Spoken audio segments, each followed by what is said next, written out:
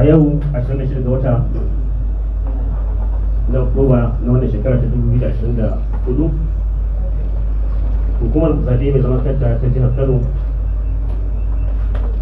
ta aiwatar da aikin da tsarin mulki na ƙasa ya bata dangane da tsara zaɓe, gudanar da zaɓe a ƙananan hukumomi 44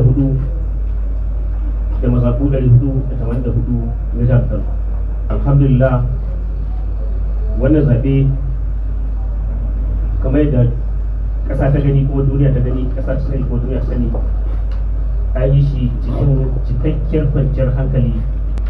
Rahotanni da muka karba a wajen don tattara wato ƙuri'u na ƙananan hukumomi wata ake kira collation center kenan. Wannan zaɓe an sanar da shi a can,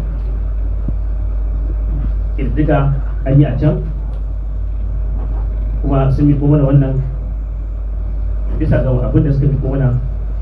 Jam'iyya ta NNPP ta lashe dukkanin kujeru na ciyamomi 44 da kuma kansiloli 484 da ke jihar Kano. Da wani muke cewa muna gode Allah subhanahu wa ta'ala da ban dama.